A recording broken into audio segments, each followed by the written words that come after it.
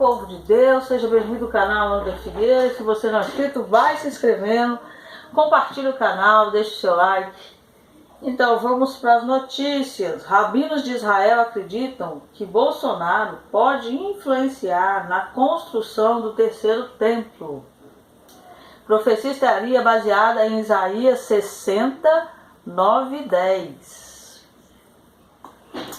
O site Blink Israel publicou uma matéria dizendo que para alguns rabinos israelenses, a eleição de Jair Bolsonaro pode ajudar na futura construção do terceiro templo. Bolsonaro é favorável a Israel e já se comprometeu em seguir os passos do presidente dos Estados Unidos, Donald Trump, e transferir a embaixada brasileira de Tel Aviv para Jerusalém, reconhecendo assim como a verdadeira capital de Israel.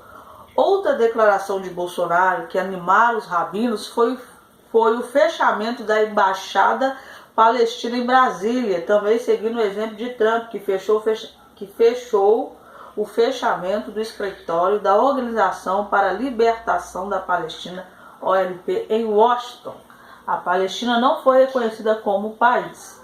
Essas situações foram citadas pelo rabino Hillel Edes na reportagem do site israelense.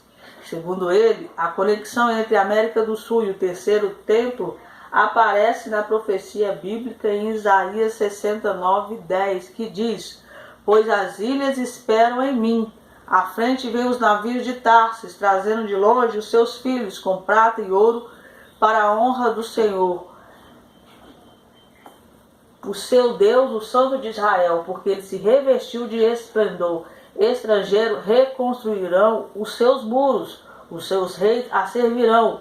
Com ira eu a feri, mas com amor lhe mostrarei compaixão. Tarso está falando da Península Ibérica, Espanha e Portugal. E o Brasil se enquadra nisso. O rabino explica que Tarso, localizado na Espanha, representa o mundo que fala espanhol. Os primeiros a reconhecerem Jerusalém de acordo com o propósito do Messias.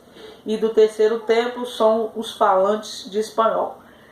Também inclui Portugal. Aí não está falando, mas inclui.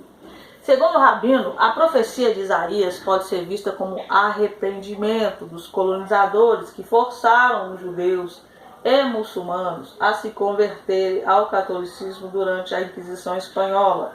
Os filhos dos seus opressores virão e se inclinarão diante de você.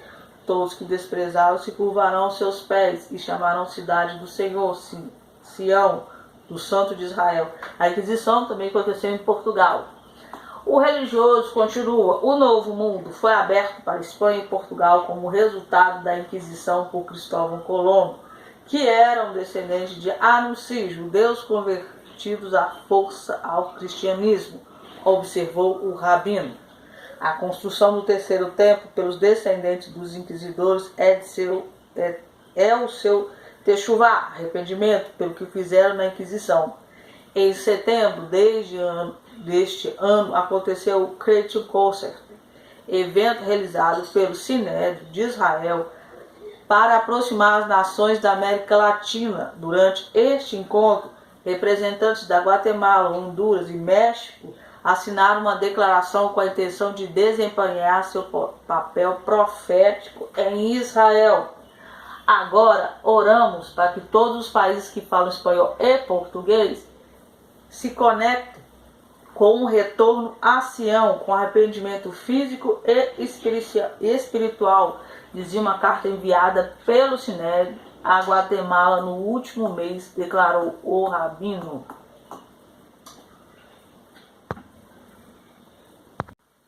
O secretário-geral da ONU pede um governo mundial para ajudar as nações. O secretário-geral das Nações Unidas, Antônio Guterres, está pedindo um nível de governança multilateral com os dentes para funcionar como um instrumento de governança global onde for necessário. Recentemente, a JM Notícias destacou também que o ex-primeiro-ministro britânico Gordon Brown sugeriu a criação de um governo mundial para combater coronavírus. O problema é que o multilateralismo atual carece de escala, ambição e dentes, disse o socialista Guterres, durante a conferência de imprensa na quinta-feira sobre o lançamento da resposta abrangente da ONU ao Covid-19, o novo coronavírus que se originou em Wuhan, na China. E alguns dos instrumentos que possuem dentes mostram pouco ou nenhum apetite para morder, como foi recentemente o caso das dificuldades enfrentadas pelo Conselho de Segurança. O mundo interdependente de hoje, os interesses nacionais não são facilmente separados do bem global. Além disso, os distúrbios econômicos e sociais causados pela pandemia coronavírus expuseram desigualdades graves e sistemáticas. E aí ele vai falando, ele reiterou a mesma mensagem em uma conferência de imprensa virtual em dia 26 de junho, para marcar o 75º aniversário da adoção da Carta da ONU em São Francisco, para imitar aqueles que adotaram a Carta como oportunidade de plantar algo novo após a depressão e as guerras mundiais. O multilateralismo deve mudar, disse ele. Também devemos trazer outros para a mesa em um multilateralismo, inclusive em rede, já que os governos são apenas parte das realidades políticas de hoje, acrescentou. Então, urgente, bilhões de gafanhotos voltam a invadir a África em meio à pandemia do Covid-19. Lembrando que também está lá no Paraguai e já foi para a Argentina e já está vindo para o sul do Brasil novamente. Netanyahu tenta recuperar a popularidade e evitar protestos distribuindo dinheiro. Estava tendo muitos protestos em Tel Aviv pela questão do como ele está lidando com a questão do coronavírus.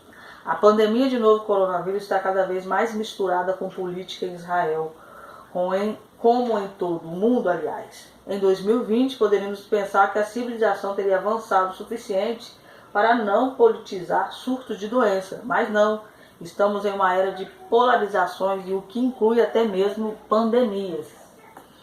Mas a politização do vírus em Israel não é igual à do Brasil. Não há pessoas tomando hidroxicloroquina para demonstrar apoio ao líder. Aqui o primeiro-ministro Benjamin Netanyahu nunca diminuiu ou riu do coronavírus.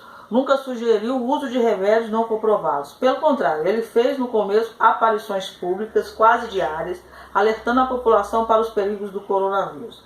Alertando até demais, amedrontando. Era talvez a única maneira de conseguir que todos aderissem às orientações.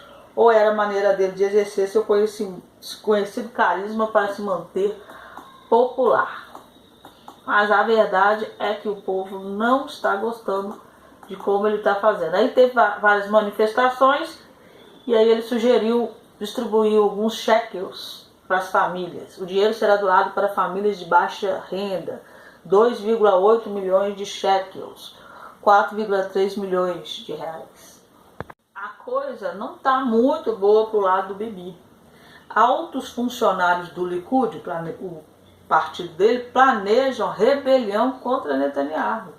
As autoridades dizem que a permanência de Netanyahu como primeiro-ministro pode destruir o Likud, cuja agenda está sendo ditada por seus assuntos pessoais.